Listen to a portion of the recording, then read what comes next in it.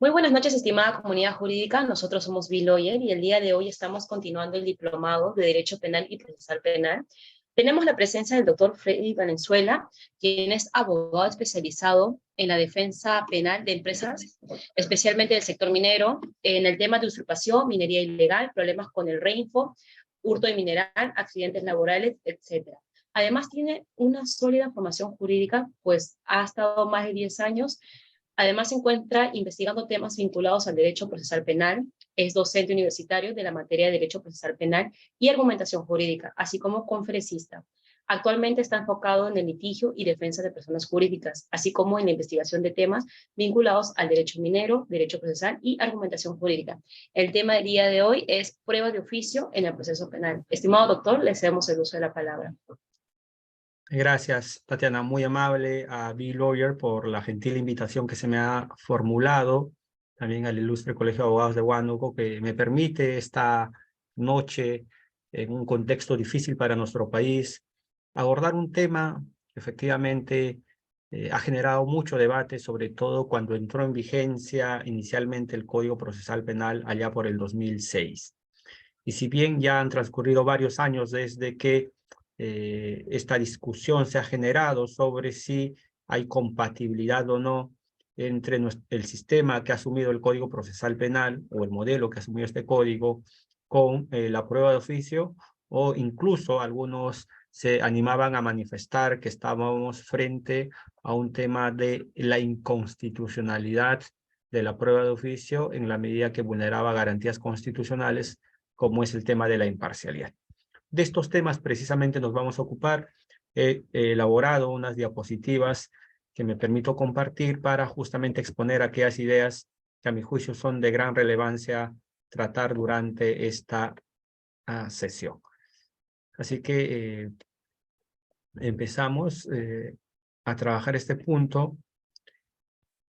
Esperemos que por la hora también contar con su participación. Pueden formular preguntas que ustedes consideren convenientes, desde luego, para que a partir de ahí podamos ir dialogando sobre los tópicos que hoy compartiré. Bien.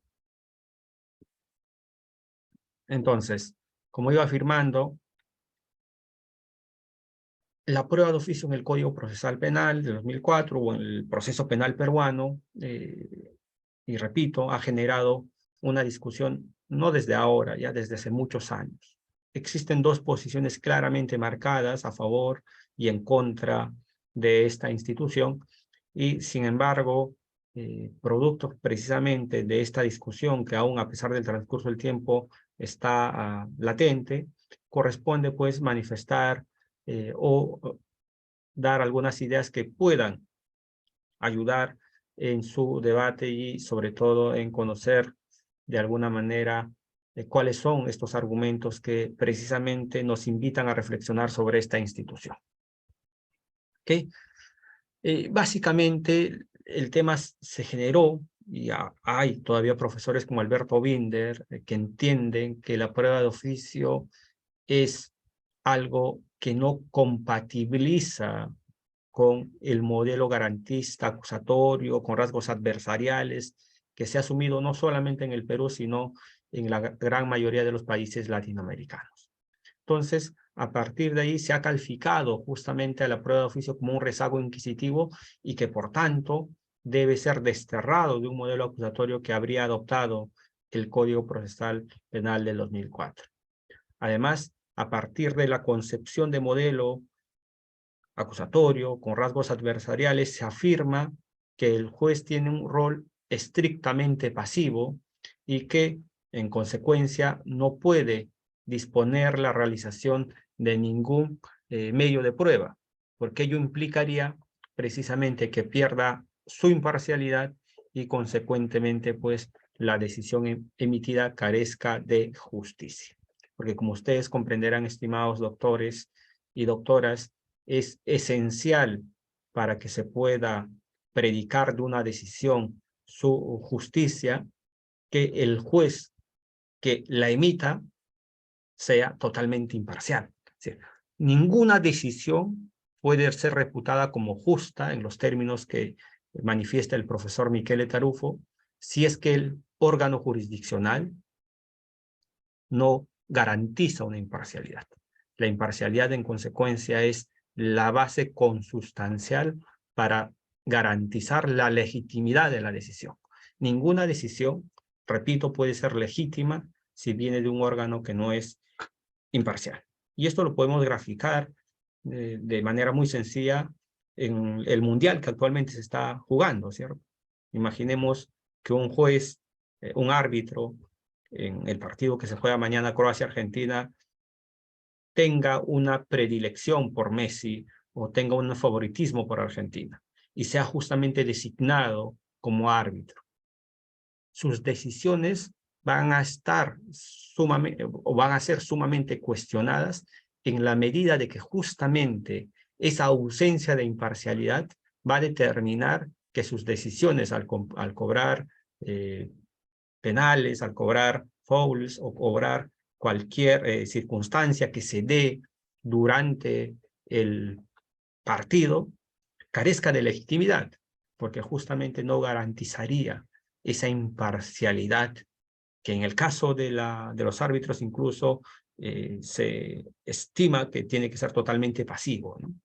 En consecuencia, la imparcialidad, repito, es consustancial para la decisión en todo tipo de actividad. Una persona que tiene un interés en un sentido determinado nunca podrá decidir de manera alejada a sus sesgos, a sus prejuicios, y en consecuencia no podrá emitir una decisión justa. Bien, ¿cuáles son los temas que hoy vamos a tratar de desarrollar de manera muy puntual? No solamente por la hora, sino por el tiempo. Desde luego, hablar de prueba de oficio puede generar muchas horas, puede generar mucho debate, pero he pretendido trabajar estos puntos esenciales que necesariamente deben ponerse a discusión, a debate, con el propósito de que puedan ustedes, desde luego, generarse su propio criterio. La idea es, y esto es muy importante, seguramente ustedes lo saben incluso mejor que yo, la idea no es repetir argumentos de manera crítico o no coincidir con una posición de manera acrítica, ¿no? De manera irreflexiva, sino por el contrario, poner en cuestión, debatir, cuestionar, de eso se trata. Porque muchas veces se repite una ley, se repite un libro y parece ser que a partir de que ya la Corte Suprema o el Tribunal Constitucional o algún autor al que admiramos ha manifestado una posición, ese tema ya se torna indiscutible. Y lo cierto es que no, que más bien a partir de la lectura debemos cuestionar, debemos reflexionar y buscar, de ser el caso, mejores argumentos que abonen a justamente legitimar o deslegitimar, dependiendo de cuál posición se asuma, una institución jurídica. Entonces, dicho esto, los temas que vamos a tocar es una introducción muy breve, luego, ¿cuál es el fundamento de la prueba de oficio? Y, desde luego, en este punto, el tema de la verdad, ¿cierto? Que es un tema bastante discutible o discutida en el proceso penal sobre si se debe buscar o no o la verdad y qué tipo de verdad estamos hablando. Y desde luego allí tenemos ya problemas desde la propia conceptualización o del concepto que debemos manejar de la verdad. Luego, la prueba de oficio en el Código Procesal Penal de 2004, como ha sido regulada. Posteriormente trabajaremos los argumentos en contra y luego a favor de la prueba de oficio. Luego daremos, desde luego, nuestra posición. Luego, ¿cuáles deberían ser los límites de la prueba de oficio si es que se admite justamente que exista esta institución? Y finalmente algunas conclusiones a modo de reflexión. Ok, entonces empezamos con lo primero, que es lo que ya había un tanto adelantado. El tema del análisis de la prueba no debe restringirse, limitarse a su origen. Es cierto, la prueba de oficio surge en el sistema inquisitivo, eso creo que es incuestionable. Cualquier profesional que mínimamente haya investigado sobre el tema de la prueba de oficio tiene que llegar a la conclusión que esta institución se genera en el sistema inquisitivo. Sin embargo, también debemos entender que no todo lo que se haya generado en el sistema inquisitivo es malo. No todo lo que sí se ha generado en este sistema per se es negativo. Y esto lo ejemplifica de manera muy clara la profesora española Lorena Bachmeier, ¿cierto? Cuando ella, al trabajar la dicotomía acusatorio-cognitivo, un artículo muy interesante, cuando plantea precisamente que no todo lo que ha surgido en un sistema inquisitivo es malo, y precisamente cuando hace referencia a la persecución penal pública. La persecución penal pública surge en un sistema inquisitivo, pero creo que ahora mismo nadie se atrevería a cuestionar que es válido y legítimo que exista la persecución penal pública por las diversas circunstancias que nosotros conocemos. Entonces, en un acusatorio puro, en sus orígenes, desde luego que eran los privados los que tenían que perseguir el delito, no el Estado, a través de sus órganos competentes. Pero nadie discute que eso sea un rezago inquisitivo y que por tanto debería eliminarse de un modelo acusatorio o que por tanto no debería existir, ¿cierto? Creo que la mayoría admite como una institución válida y legítima, repito, la existencia de la persecución penal pública. De tal manera que, repito, no todo lo que ha surgido en un sistema determinado es positivo o negativo, y de esta misma forma podríamos afirmar, no todo lo que ha surgido en un sistema, por ejemplo, acusatorio, puede ser algo relativamente favorable o positivo. Es más, como ustedes saben, el profesor Damasca, Mirhan Damasca, ¿cierto?, de la Universidad de Yale, uno de los comparatistas que mejor ha escrito sobre el tema, y no lo digo yo, lo dice el profesor Tarujo y todos los que estudian y citan al profesor Damasca, ¿no? Damasca, algo que también resulta bastante obvia, pero que muchas veces olvidamos, ¿cierto? Primero, que los criterios para incluir rasgos específicos de los tipos adversarial o inquisitivo son poco claros. Y aquí quiero hacer un paréntesis para hacer una precisión. Hay una discusión de si adversarial es lo mismo que acusatorio o no, o si existen o no diferencias. Algunos dicen que en realidad en el sistema anglosajón adversarial es sinónimo de acusatorio. Por ejemplo, pueden revisar los trabajos del profesor Gómez Colomer o también de la profesora Carmen Cuadrado. Entonces, pero más allá de eso, cuando entiendo que en este caso, cuando el profesor Damasca está haciendo referencia al tipo, al adversarial, se estaría también a su vez haciendo referencia al acusatorio. No hacen, digamos, una clara diferencia entre lo adversarial y lo acusatorio, aunque nosotros indicamos, ¿no?, que nuestro modelo sería un acusatorio con rasgos o con tintes adversariales. Entonces, actualmente hay criterios poco claros para establecer cuáles son los rasgos o las características de un sistema u otro. Esa es una realidad que no se puede negar.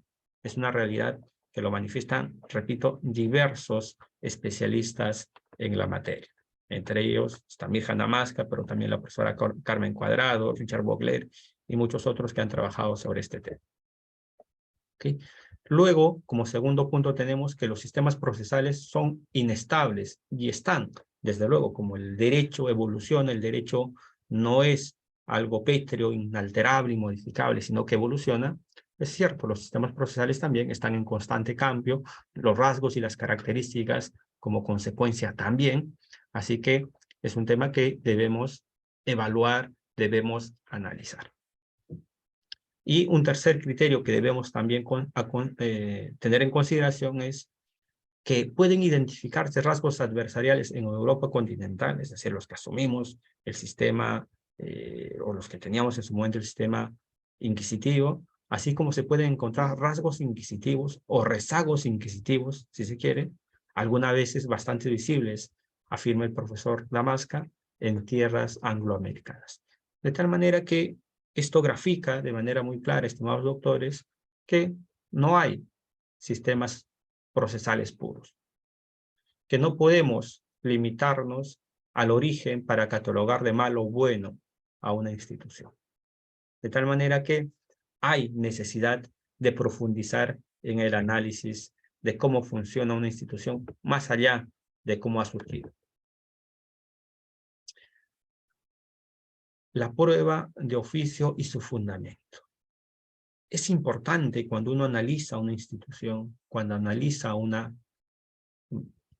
problema en particular, es fundamental que se entienda cuál es la utilidad, cuál es la finalidad y sobre todo cuál es el fundamento de la mencionada institución.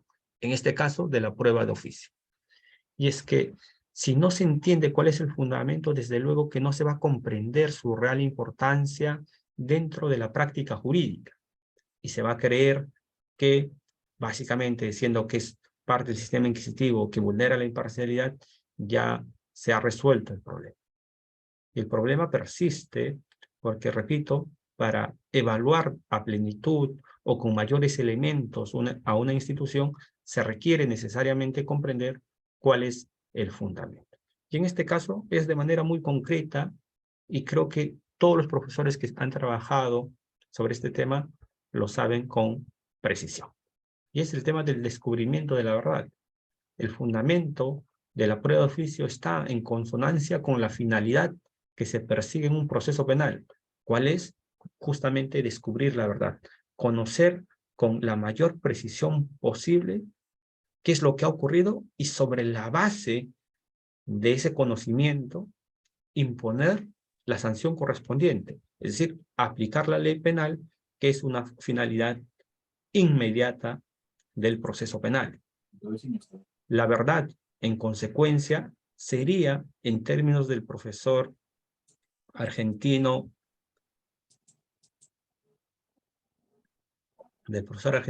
Vélez Mariconde, sería la base de la justicia. Sin hallar la verdad, desde luego que no se puede entender o que no se puede comprender que habríamos alcanzado la justicia. Así que es muy importante comprender que descubrir la verdad entendida o entendido como la finalidad del proceso es consustancial a la justicia. Y es que si no se sanciona sobre la base de la verdad, efectivamente estamos incurriendo en un error judicial y cometiendo, sin lugar a dudas, una injusticia. De tal manera que, doctores y doctoras, concuerdo con la posición asumida en este punto con el profesor Vélez Mariconde, uno de los grandes procesalistas de Latinoamérica, el profesor de la Universidad de Córdoba, o de la Escuela de Córdoba, conjuntamente con el profesor Clarea Olmedo, y también el profesor Julio Mayer, ¿no? Los grandes procesalistas que nos ha dado Argentina. Entonces, el descubrimiento de la verdad es justamente lo que fundamenta la existencia de la prueba de oficio.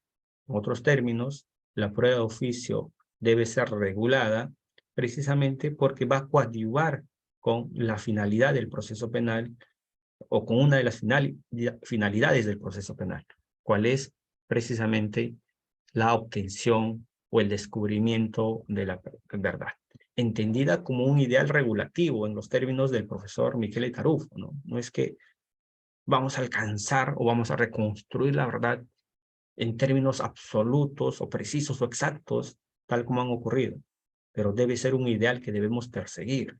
No podemos renunciar a la búsqueda de la verdad. Y aquí la discusión entre la búsqueda de la verdad material, formal, judicial, yo, siguiendo la posición asumida por el profesor Jordi Ferrer, consideraría que esta discusión es inoficiosa, puesto que la verdad es única.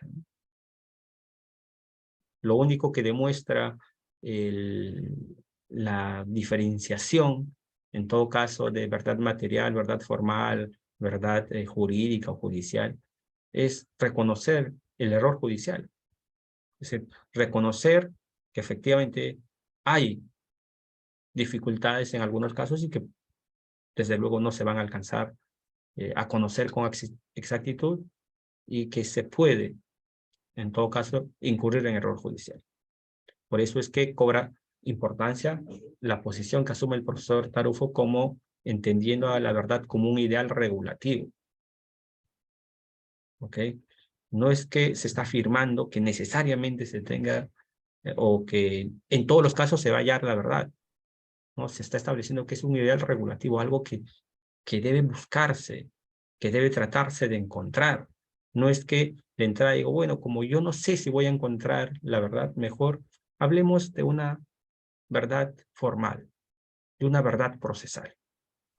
Me parece que desde ese punto de vista es fundamental comprender este tema. Y adicionalmente lo que afirma el profesor Nicolás Guzmán, ¿cierto? Él tiene un libro, un librito pequeño que se llama La verdad en el proceso penal. Él analiza en sus capítulos los diversos conceptos de verdad, él se adscribe a la posición de Tarski, que entiende la verdad como correspondencia, pero hay algo que afirma, ¿cierto? Aunque él no lo entiende la verdad como finalidad del proceso, sino como condición necesaria para la aplicación de la ley penal. La verdad no es una finalidad, sino es un medio para cumplir con una finalidad del proceso penal. Esa es la posición que asume el profesor Nicolás Guzmán. Él entiende entonces que la finalidad es un medio, es una condición necesaria para la imposición de la sanción. Por eso dice un silogismo muy sencillo, ¿no? Si Juan mató a Pedro para aplicarle la consecuencia, tiene que ser verdad que Juan mató a Pedro justamente para legitimar la consecuencia que se le va a aplicar. Entonces, la verdad es el medio que justamente legitima la aplicación de la ley penal.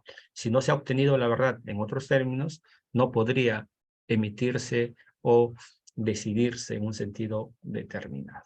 Pero, y él afirma, la verdad no es una finalidad del proceso, sino es un medio, porque si fuera la finalidad, se tiene que buscar su obtención no solamente para la condena, sino también para la absolución. Es decir, tiene que ser verdad que la persona es inocente para absolverla. Y en el proceso penal, según la posición del profesor Nicolás Guzmán, no es que se busca alcanzar la certeza o la verdad de que la persona es inocente para absolverlo, porque precisamente para eso está, para esas circunstancias está el indubio pro reo. Si hay duda, absuelve.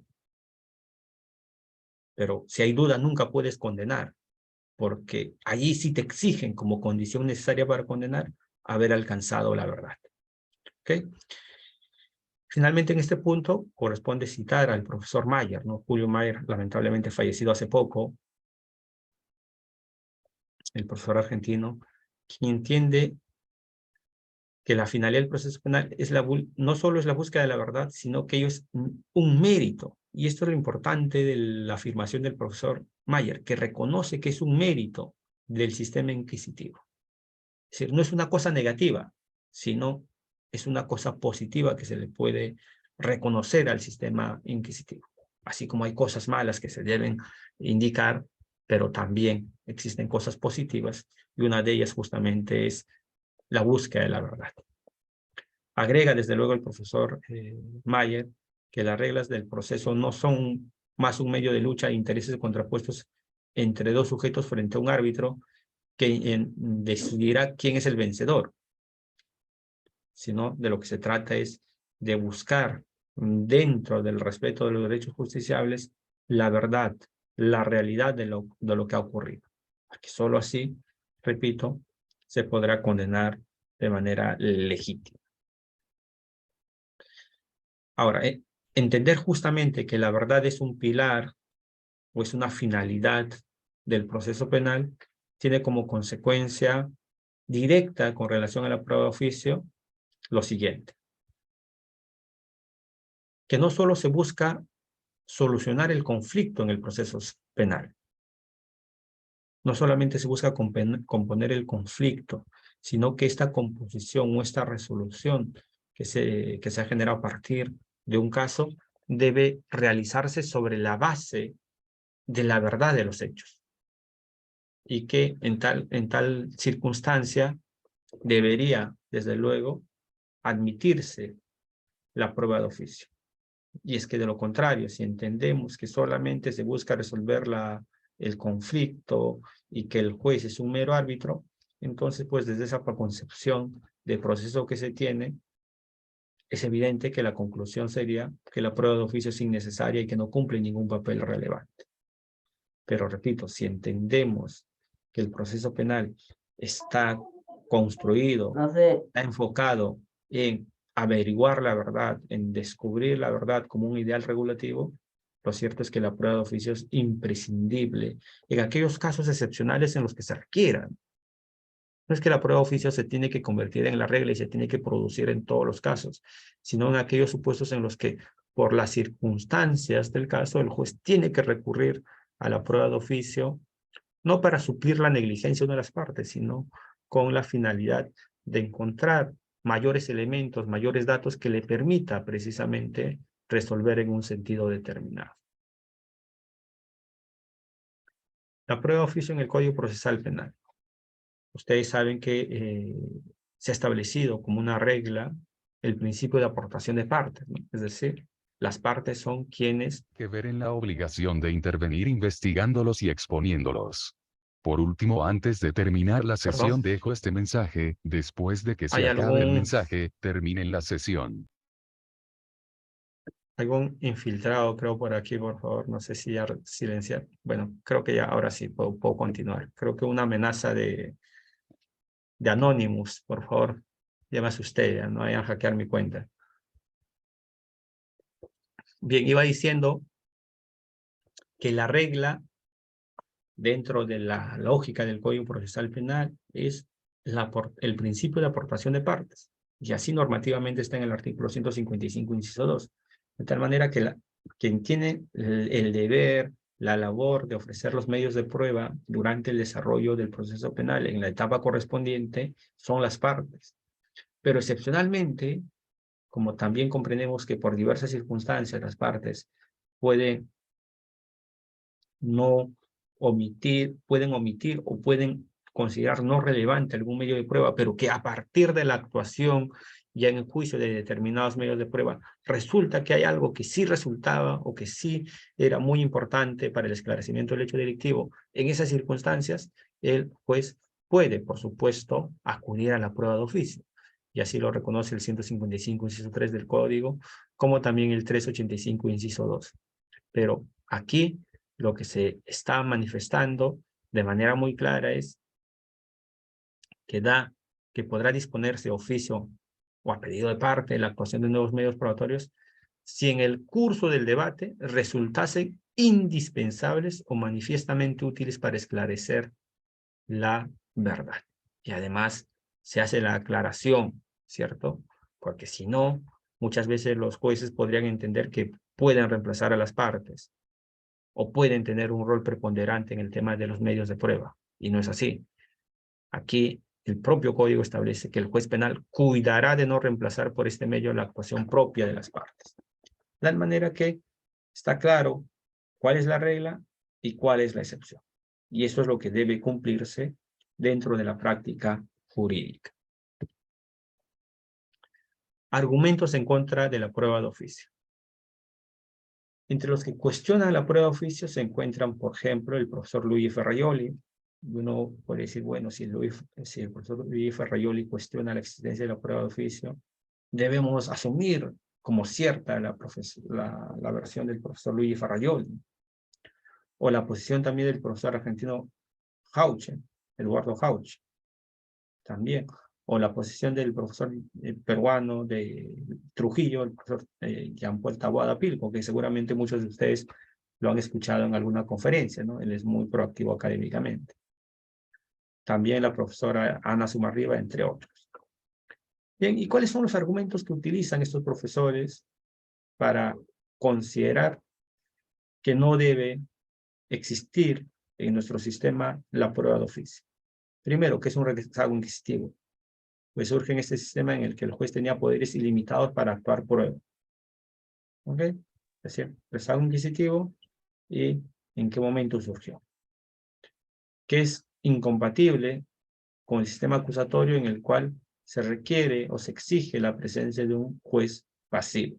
Es decir, que no intervenga y que permita que las partes debatan en igualdad de condiciones.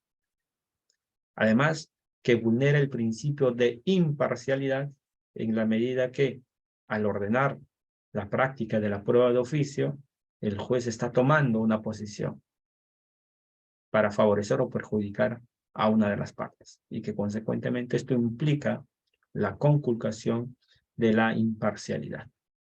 Y también se afirma que se afecta el principio acusatorio, puesto que incorpora pruebas que no han sido ofrecidas por las partes. Y eso, desde luego, no se debería sostener o afirmar en un sistema acusatorio. Argumentos a favor de la prueba de oficio. Así como hay profesores de gran nivel, ¿cierto?, de gran enjundia, que defienden o que cuestionan la legitimidad de la prueba de oficio, también existen profesores reputados, y aquí estoy acudiendo al argumento de autoridad, desde luego, pero como decía la profesora Carmen Vázquez en un post de su Facebook, el argumento de autoridad está bien, pero hay que saber utilizar o recurrir al argumento de autoridad. Y en este caso, acudir al argumento de la autoridad de manera acertada implica que elijas bien a quienes vas a considerar como autoridad en una materia determinada. En este caso, creo que medianamente, salvo pues mejor parecer, he elegido bien aquellos profesores que con matices, ¿cierto?, con ciertas diferencias, destacan la relevancia y la importancia de la prueba de oficio. En primer lugar, el profesor Nieva Fenol, el profesor español Nieva Fenol. Creo que la mayoría que de algún modo estamos vinculados con el proceso, con los procesos penales, sabemos quién es el profesor Nieva Fenol, ¿cierto? El profesor Picoy Unoy, que para mí es uno de los autores que más y mejor ha escrito sobre la prueba de oficio, incluso desde sus antecedentes y cómo surgió la prueba de oficio y todo el recorrido que ha ocurrido. Luego está el profesor Manuel Miranda Estrampes, ¿cierto?, que sobre prueba ha escrito libros muy interesantes. Lamentablemente falleció muy joven, tenía todavía mucho que producir, pero es cierto pues que el profesor Manuel Miranda Estrampes, perdón, es un reconocido académico. Y por otro lado, creo que uno de los procesalistas más importantes para mí, junto con los profesores Arsenio Oreguardia, que es a su vez mi maestro, el profesor Sánchez Velarde también, Cubas Villanueva, creo que el profesor Talavera Helguera, son los procesalistas que más han producido en nuestro país, ¿no? Y bueno, me estoy olvidando de un profesor trujillano que ya ha fallecido, pero que también ha escrito bastante sobre el proceso penal, que es el profesor Florencio Mixanmas. Entonces, estos profesores, ¿qué afirman? En buena cuenta, primero que están a favor de la prueba de oficio, pero que afirman que la prueba de oficio no convierta al juez en inquisitivo o que no convierta al juez en defensor de una de las partes. ¿Por qué? Porque es un evidente error confundir todo lo oficial con lo inquisitivo, cosa que ya indiqué al inicio, incluso citando a la profesora Lorena Bachmayer. Además, porque el juez, al proponer la prueba, simplemente lo que intenta es esclarecer un hecho, sin saber al momento de ofrecer o de disponer la prueba de oficio cuál va a ser el resultado. El resultado podría ser favorable para la fiscalía, pero podría ser también perjudicial para la fiscalía o para la contraparte. No es posible conocer en consecuencia desde un inicio cuál será el resultado de la práctica de la prueba de oficio. Dependerá de las circunstancias y del análisis que efectivamente, o de la actuación y de la participación de las partes, ¿no? Imaginemos que sea un testigo, va a ser fundamental la labor de la fiscalía al momento de hacer el interrogatorio, el contrainterrogatorio, y lo mismo de parte del abogado. Así que, desde luego, cuando se dispone una prueba de oficio, no se sabe cuál es el resultado. Así como cuando se va a jugar un partido de fútbol, ¿cierto? Yo creo que la mayoría de nosotros pensaba que Brasil iba a ganar y sin mayor dificultad a Croacia, ¿no? Y perdió. Entonces, cuando se propone una prueba, ocurre algo similar. No podemos saber cuál va a ser el resultado hasta que se produzca la actuación. Además, inquisitivo es un proceso en el que el juez acusa y juzga. Del inquisitivo lo que debemos denostar o cuestionar sin ningún miramiento es que el juez pues tenía justamente o acaparaba las funciones de acusar y juzgar, ¿cierto? Y por tanto no había posibilidad de garantizar la imparcialidad de este órgano. Y era evidente que si él mismo acusaba y luego le correspondía juzgar, no garantizaba de ningún modo por lo menos una apariencia de imparcialidad, cosa que no ocurre con la prueba de oficio porque está claro que en nuestro sistema la separación de funciones y además está claro que el juez actúa prueba de oficio excepcionalmente, solo en aquellos casos en los que sea imprescindible para alcanzar la verdad. Ok, entonces vamos a profundizar un poco estas ideas de por qué la prueba de oficio sí debe admitirse en nuestro sistema. En primer término, la prueba de oficio no desnaturaliza el sistema acusatorio. Primero porque no hay sistemas puros, ¿cierto? Esto ya lo hemos afirmado. También lo afirma la profesora Armenta Deu, Lorena Bachmayer, obviamente también el profesor Mirhan Damask. De este modo, es posible o es razonable sustentar que no existen pues códigos que regulen un modelo acusatorio puro. Incluso la mayoría de los códigos a los que se reconoce que tienen una tendencia marcadamente acusatoria, admiten la prueba de oficio. Por ejemplo, el artículo 244, inciso 2 de la Ordenanza Procesal Penal Alemana permite la prueba de oficio. Lo mismo ocurre con el artículo 190, inciso 2 del Codice de Procedura Penal Italiano de 1988. Lo mismo ocurre con el artículo 340, inciso 1 del Código Procesal Penal Portugués de 1987. Y lo mismo ocurre con la fuente que ha servido para la regulación de la mayoría de los códigos en Latinoamérica. Me refiero al artículo 289 del Código Procesal Penal para Iberoamérica, que como ustedes saben, fue una idea del profesor Alcalá de Zamora y luego fue concluida, entre muchos otros grandes profesores, con la intervención del profesor Julio Mayer. Además, la prueba de oficio no supone que se pierda el principio contradictorio, todo lo contrario, ¿cierto? Por eso afirmaba que va a depender de la intervención de las partes una vez que el juez dispone la actuación. No es que el juez dispone la actuación y dispone la prueba de oficio y se omite la actuación. Nada de eso ocurre, lo que ocurre es más bien, por el contrario, que se genera un debate de manera que el contradictorio está garantizado. Y el contradictorio pues es fundamental de un sistema acusatorio en el cual se pregona, se busca la igualdad y se busca a su vez garantizar que se genere un debate entre las partes sobre los diversos aspectos que ocurren durante la fase de juzgamiento. Por eso es que siempre existirá como posibilidad para las partes cuestionar la prueba de oficio. Esta es una posición, por ejemplo, que asume el profesor colombiano Pérez Pinzón.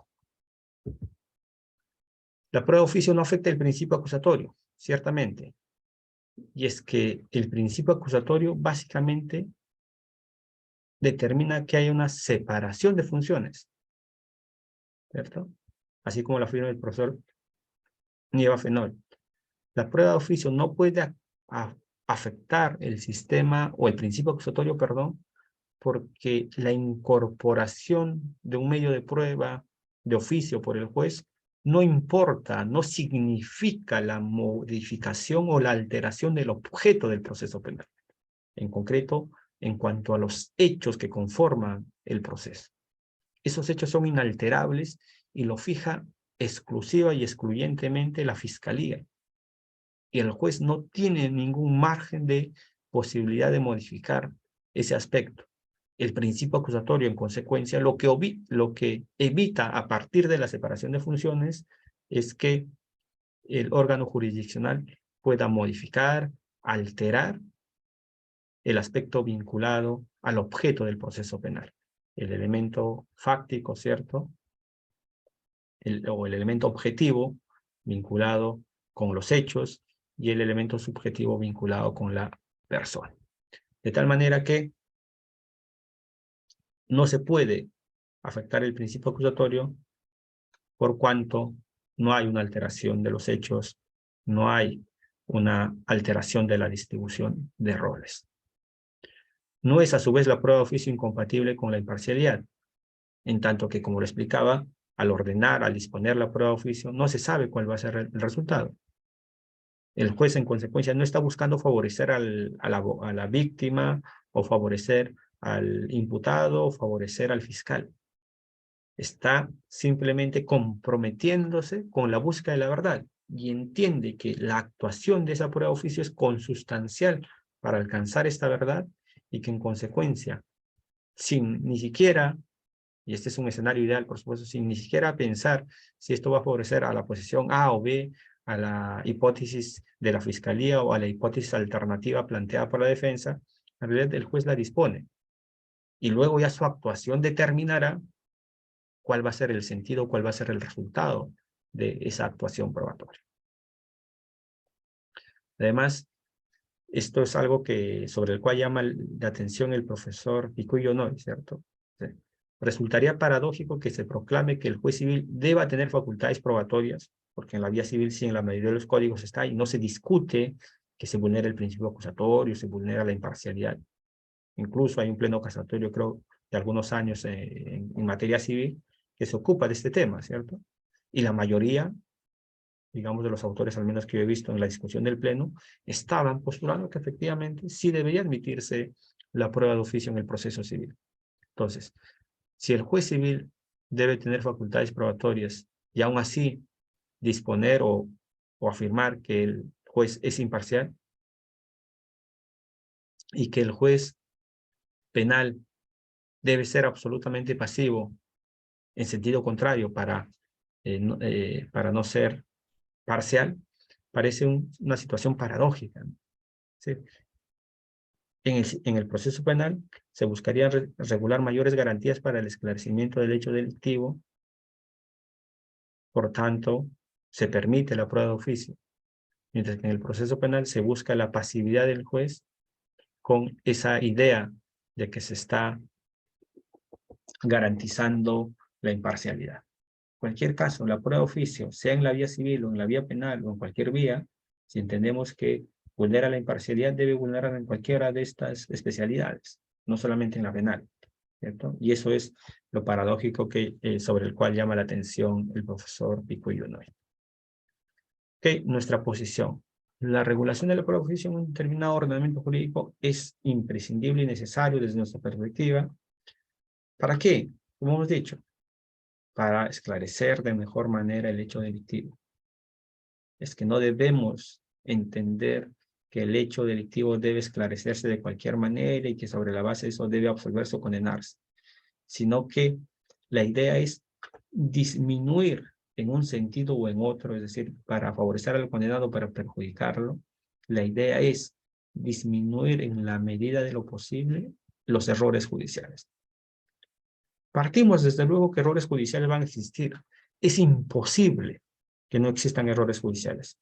Como lo afirma el profesor italiano Giovanni Leone, por más que se genere un sistema jurídico perfecto, por más que se tenga un código perfecto, lo cierto es que los errores judiciales van a persistir porque los jueces son los que resuelven. Y porque los jueces tienen la condición humana, son proclives a errar. Precisamente por eso, para minimizar o reducirlo a términos tolerables, me refiero al error judicial, debe admitirse la prueba de oficio.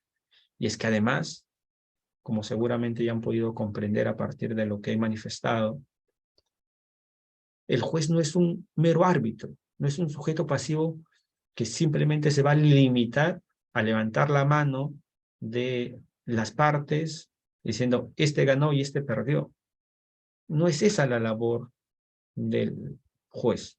No es un árbitro, no es un convidado de piedra. Es un agente, es un sujeto procesal que precisamente tiene que tener como predisposición que se esclarezca el hecho delictivo en los mejores términos y que sobre la base de eso pueda decidir y en la medida de lo posible evitar el error judicial. Y es que además, como comprenderán ustedes, y esto creo que es indiscutible, la función del juez es emitir decisiones justas. Ese es el rol que le asigna y que le corresponde al juez.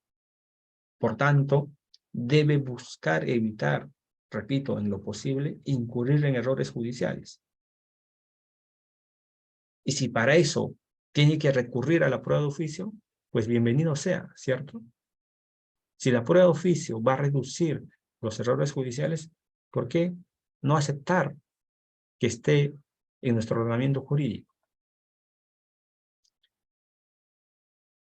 Además, la facultad de disponer prueba de oficio, usada desde luego con prudencia y responsabilidad, coadyuva al descubrimiento de la verdad, y esto es el fundamento y no me voy a cansar de repetir.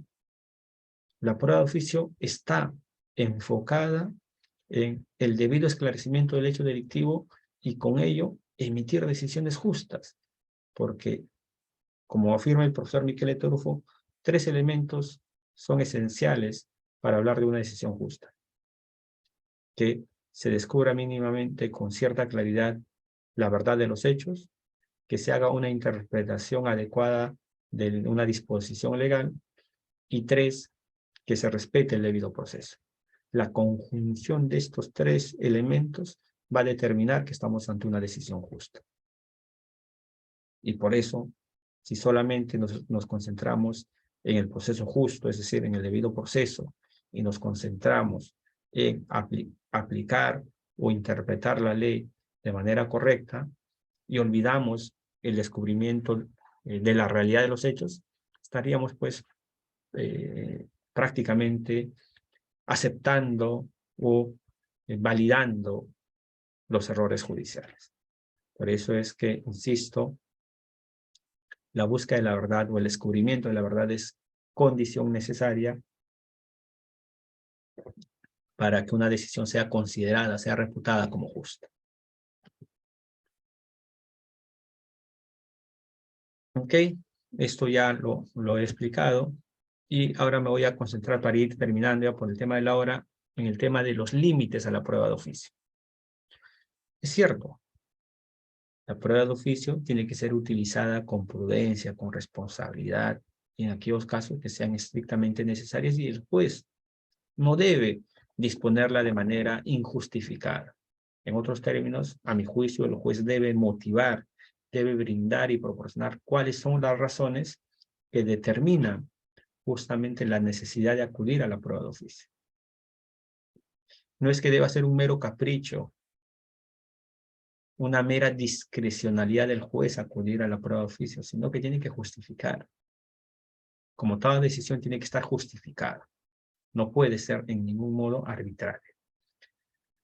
Y es que hago referencia a que tiene que ser utilizado con prudencia y con responsabilidad, porque de los operadores jurídicos en general y de los jueces en particular, responde o se requiere para que la prueba de oficio pueda funcionar adecuadamente.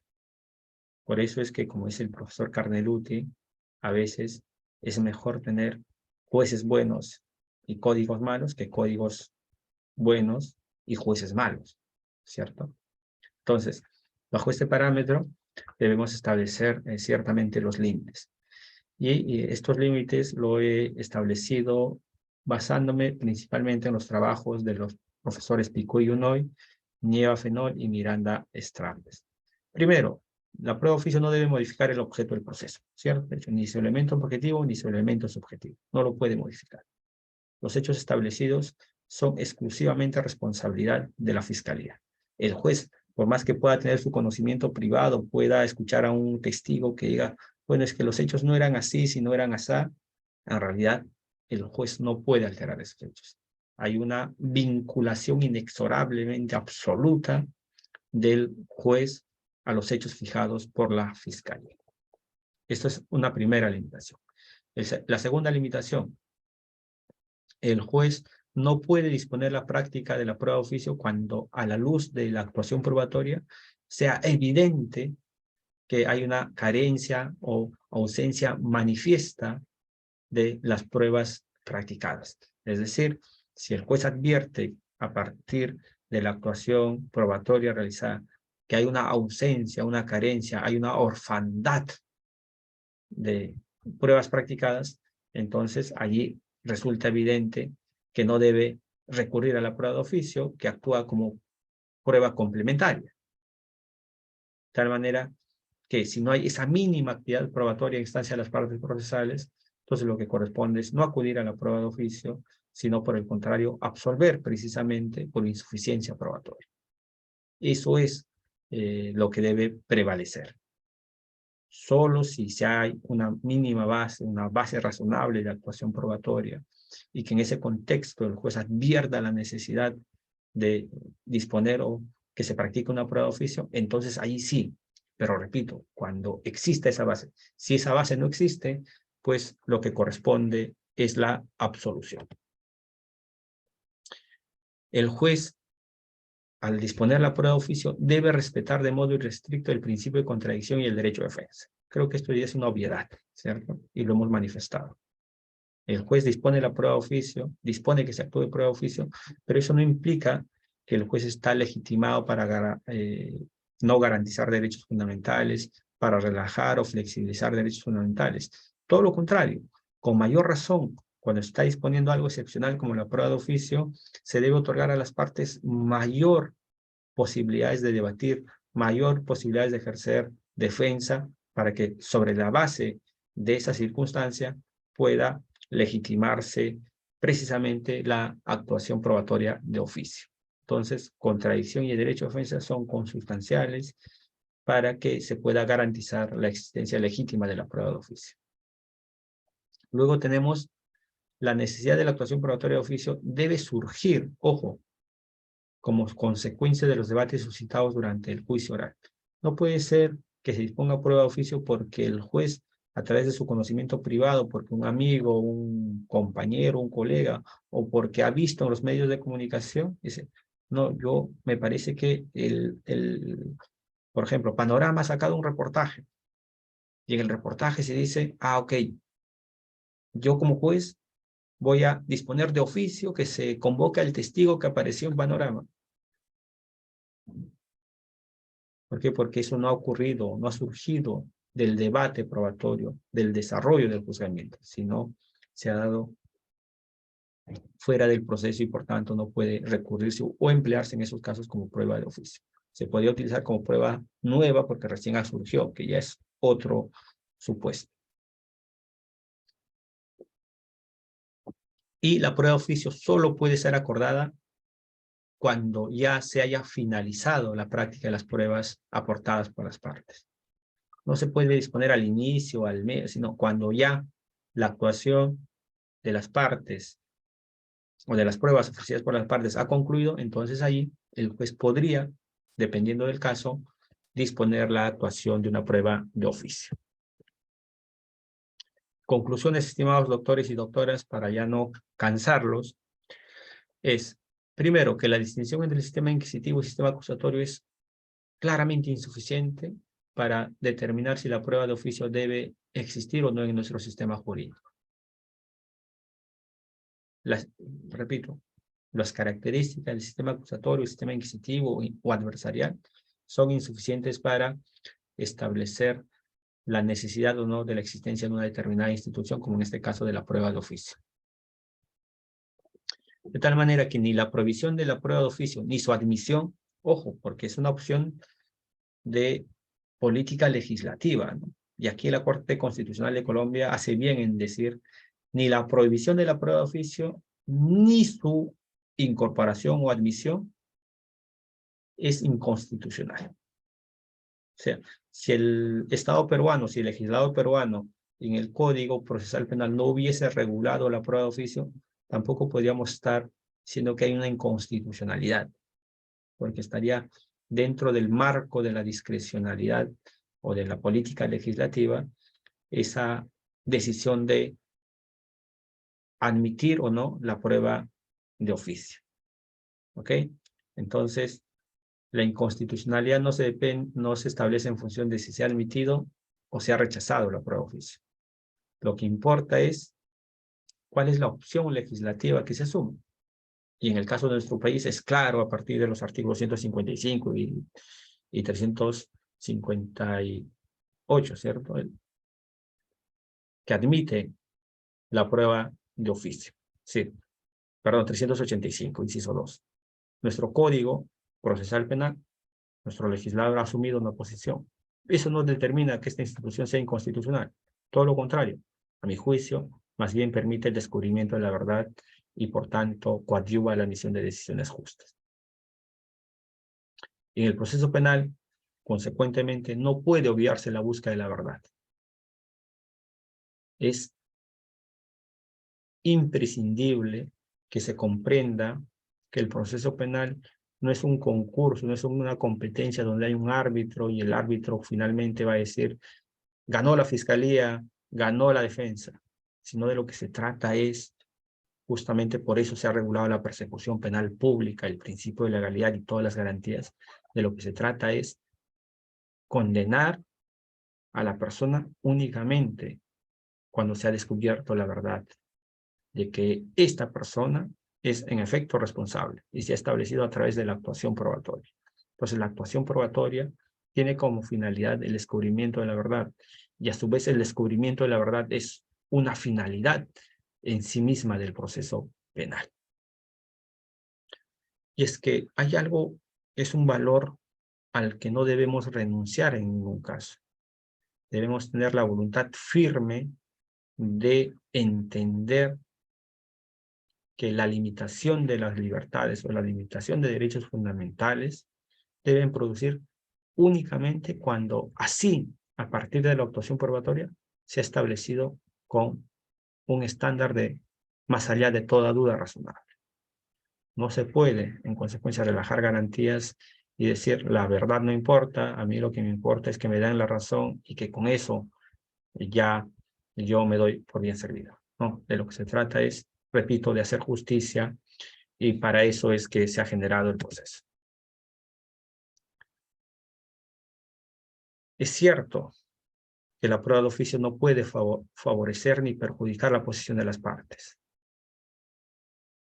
Desde luego que estaría proscrita la posibilidad de que el juez reemplace las partes, y esto lo han visto normativamente, está prescrito de ese modo, reemplace las partes.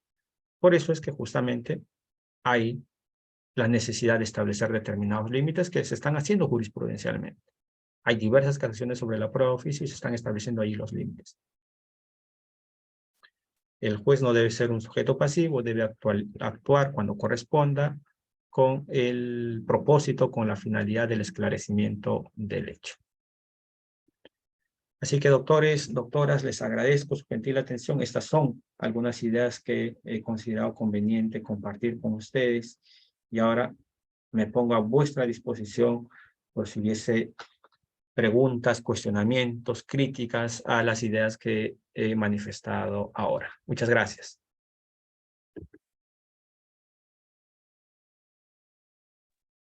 Sí, doctor, muchas gracias por su presentación del día de hoy. Hacerle una pregunta, ¿cuál, en su caso, usted qué nos recomendaría, ya sea artículo, autor, libro, respecto al tema que está desarrollado el día de hoy? Gracias por la pregunta. Sí, en efecto, hay necesidad de revisar, ¿no? Y como decía, para empezar, creo que hay un artículo muy interesante del profesor Miranda Strampes, lo pueden encontrar en la internet, sobre la prueba de oficio en el proceso penal. Se puede, a su vez, también leer la posición del profesor. Hay un libro del profesor Pico y Unoy sobre este tema. Y creo que también hay trabajos, bueno, en el libro Derecho y Razón del profesor Luis Ferraioli también están expuestas las razones por las que no debería admitirse la prueba de oficio. Pero creo, a mi juicio, empezar por el profesor Miranda Strampes, Pico y Unoy, podría dar luces para tener alguna claridad sobre este tema. Pero repito, la concepción de la prueba de oficio se da en un contexto más amplio, ¿no? De los sistemas, por eso es importante leer al profesor Mirjan Damasca, a la profesora Carmen Cuadrado, Richard Bogler, y todos aquellos que han escrito con cierta claridad, la profesora Lorena Bachmayer, desde luego, sobre estos temas, que tienen directa vinculación con la prueba de oficio. Esa sería la respuesta, estimada. Gracias. Sí, doctora, aquí hay una pregunta por parte de un participante y es explicar si existe clases de la verdad, verdad judicial, verdad material u otra clasificación a la aproximación a la verdad. Gracias al colega por la pregunta. Sí, como lo comentaba, ¿no? Es decir, cuando uno va a revisar bibliografía sobre la finalidad del proceso penal, va a encontrar diversas concepciones de verdad como finalidad. Es decir, obviamente desde desde un punto de vista filosófico, ¿cierto? También se analiza cuál es el concepto de verdad. Es un tema muy complejo, muy discutible, desde luego. ¿Qué entendemos por verdad? Otros hablan de verdad como correspondencia, que es la posición de Tarski, que es la que ha primado en los procesos penales. Y allí les recomendaría el librito del profesor Nicolás Guzmán, donde desarrolla los diversos conceptos de verdad. Pero sobre la pregunta en específico, sí, en efecto, en la doctrina, por ejemplo, uno puede leer el libro del profesor García Rada, que es un procesalista, incluso fue el presidente de la Corte Suprema, y es papá del ex congresista también, García Belaúnde, y también del constitucionalista, el profesor Domingo García Belaúnde. Cuando uno lee el libro del profesor García Rada, advierte que él dice, no hablemos de verdad material, no hablemos de verdad histórica o verdad real, hablemos de una verdad procesal, de una verdad judicial. ¿Y en qué consiste esta verdad procesal o judicial? Es aquella que se ha encontrado en el proceso, producto de la actuación probatoria, producto del cumplimiento de todas las fases del proceso, se alcanzó una verdad. ¿Y por qué hacemos referencia a que es una verdad legal, judicial, procesal? Porque no sabemos si es verdad en términos absolutos, es decir, que hay una correspondencia con lo que ocurrió en la realidad. Por tanto, como no podemos asegurar eso por las limitaciones del ser humano, entonces mejor no hablemos de verdad material porque el ser humano está imposibilitado de alcanzar esa verdad. Por tanto, como está imposibilitado de alcanzar esa verdad, lo que corresponde es reconocer aquello que puede alcanzar. ¿Y que puede alcanzar? Una verdad procesal. Aquello que haya sido producto de la discusión, del debate, en el juicio y que el juez ha dicho. Esta es la verdad. Pero no es que es la verdad, no es que sea la verdad material o la verdad histórica, sino es que es la verdad procesal. Puede coincidir o no con la realidad, pero es la verdad establecida por el juez y es la verdad que va a servir para el proceso. Esa es la distinción que se hace y hay un video muy corto en YouTube del profesor Jordi Ferrer justamente cuestionando esta posición. Y hay un profesor alemán que ahora mismo no recuerdo su nombre, que lo leí hace muchos años, que también cuestiona esta posición. Porque no podemos hablar de verdad legal, de verdad procesal. Es como decir, ¿fue gol o no fue gol? Bueno, fue gol para el árbitro, pero en realidad es que el VAR decía que no fue gol. Pero ¿cuál es la verdad? No, hay una verdad, que es la que se corresponde con la realidad. Y la verdad procesal, lo único que está reconociendo, se está validando, es que hay errores judiciales. Pero el hecho de que nunca, no en todos los casos se puede alcanzar la verdad material, no implica que debemos renunciar a su búsqueda, y repito esto, entendiendo como un ideal regulativo a la finalidad, a la búsqueda de la verdad, en los términos del profesor Tarufo. Es un ideal que debe buscarse. Es como cuando, no sé, este ejemplo, uno cuando ejerce el derecho, cuando se proyecta una finalidad, pues lo realiza con el convencimiento de que va a alcanzar esa finalidad. Quizás por muchas circunstancias no alcance esa finalidad, pero tienes que intentarlo, tienes que hacer las acciones necesarias para alcanzar esa finalidad. Y lo mismo debe ocurrir en el proceso penal. El proceso penal no se puede iniciar reconociendo que está en imposibilidad de alcanzar esa verdad material. debe entender como un ideal regulativo, como una finalidad legítima y debe justamente buscarse dentro de los límites que impone el respeto a los derechos fundamentales, desde luego. Por eso es que el profesor Julio Mayer entiende que un mérito del sistema inquisitivo es justamente que nos haya heredado la búsqueda de la verdad o el descubrimiento de la verdad como una finalidad del proceso penal. Esa sería la respuesta.